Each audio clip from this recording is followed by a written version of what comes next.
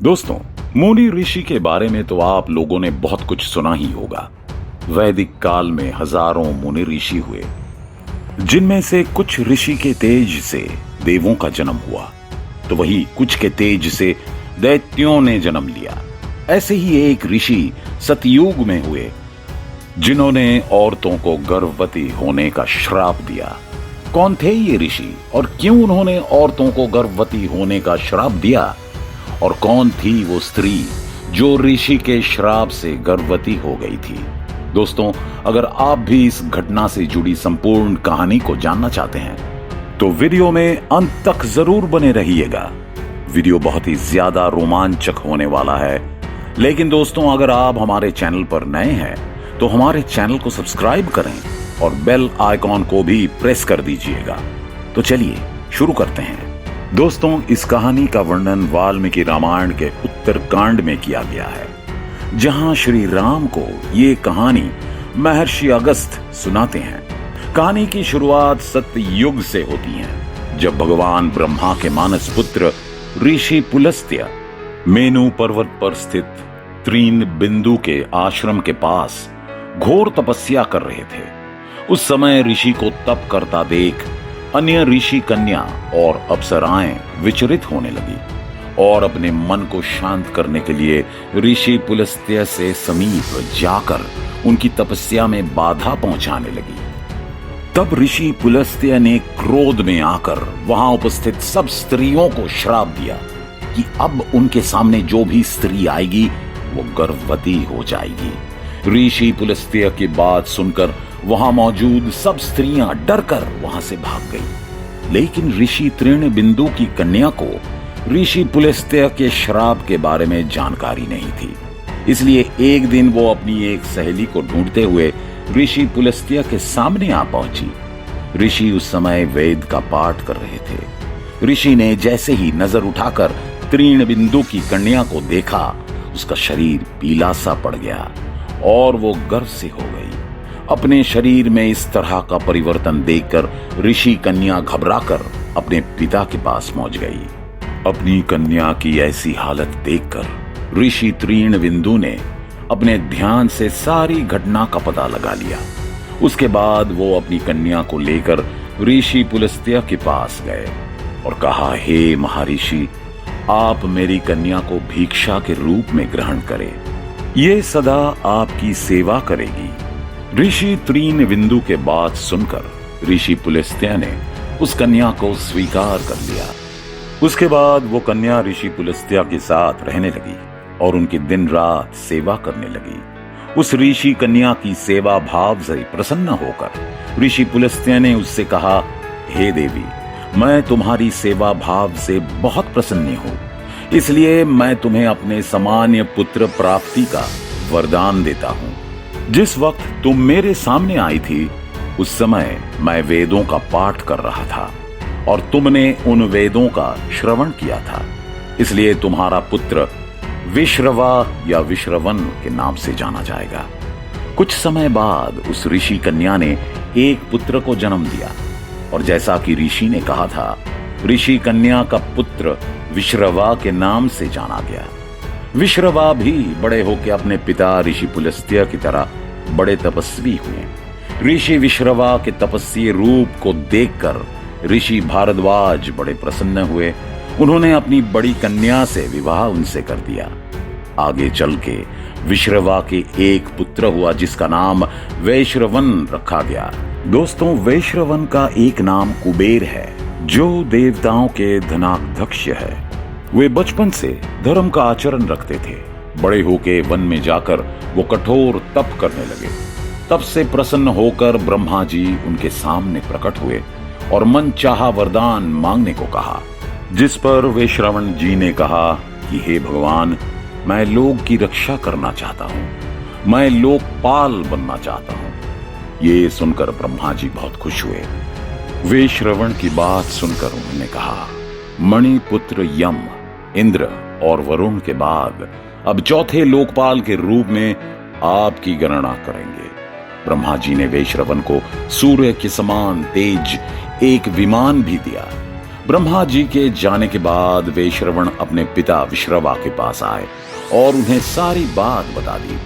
वैश्रवण ने पिता विश्रवा से एक ऐसे स्थान के बारे में पूछा जहां रहने से वहां के जीव जंतुओं को कोई कष्ट ना हो।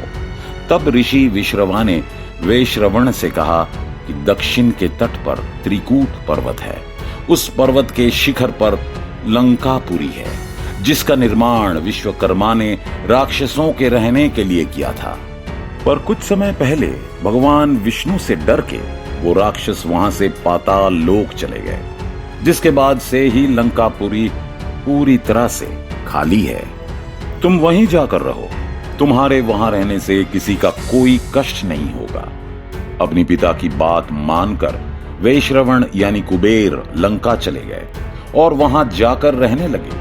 कुछ समय बाद राक्षसगण भी कुबेर की आज्ञा से वहां जाकर रहने लगे।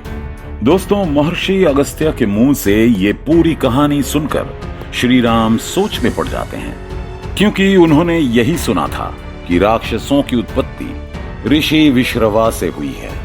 पर ऋषि अगस्त्य की ये कहानी से ज्ञात हो रहा था कि राक्षस पहले से ही लंका में रहते थे। अब राम जी ऋषि अगस्त्य से कहते हैं कि हे ऋषिवर, मुझे राक्षसों की उत्पत्ति को लेकर मेरे मन में कई शंकाएं हैं। जैसे राक्षसों की उत्पत्ति कैसे हुई, धनपति कुबेर और रावण से पहले लंका में कौन से राक्षस रहते थे और क्यों, और भगवान विष्णु ने उन्हें क्यों मार भगाया। मुनिवर, आपसे विनती है कि आप इन शंकाओं को दूर करें। श्री राम की बात सुनकर ऋषि अगस्त्य उन्हें राक्षसों की उत्पत्ति की कहानी सुनाने लगते हैं। वो कहते हैं कि प्रजापति ब्रह्मा जी ने समुद्र की रक्षा के लिए कई प्रकार के प्राणियों को उत्पन्न किया, जिनमें से कुछ ने समुद्र के रक्षा की जिम्मेदारी संभाली तो कुछ ने यज्ञ किया। जिन प्राणियों ने जल के रक्षा की जिम्मेदारी उठाई वो राक्षस कहलाते, और जिन्होंने यज्ञ किया वो यक्ष कहलाते। यहाँ राक्षसों का प्रतिनिधित्व दो लोगों को सौंपा गया, हेती और प्रहेती। ये दोनों ही भाई थे। जहाँ प्रहेती धर्मात्मा था और हेती को राजपाट संभालने में रुचि थी। कुछ समय बाद हेती ने अपने राज के विस्तार के लिए काल की पुत्री भ्या से विवाह कर लिया।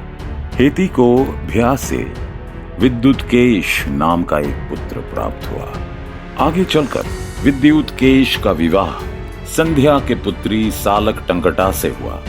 कहा जाता है कि सालक टंकटा व्यभिचारिणी थी, यानी अनेक पुरुषों से गलत संबंध रखने वाली थी। इसलिए जब उसका पुत्र हुआ, उसने अपने पुत्र को लावारिस छोड़ दिया। विद्युत्केश ने भी उस पुत्र की ये जानकर कोई परवाह नहीं की, यानी पता नहीं असल में ये किसका पुत्र है।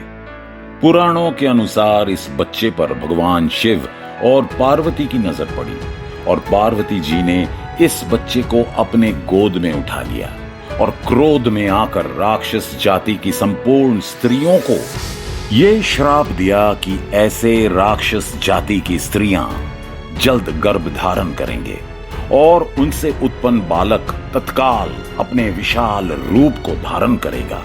पार्वती जी के इस श्राप के कारण राक्षसों का शारीरिक आकर्षण कम और विकरालता बढ़ने लगी। भगवान शिव और पार्वती ने उस बालक का नाम सुकेश रखा और उस बालक को निर्भीकता का वरदान दिया और भगवान शिव ने उसे एक विमान भी दिया।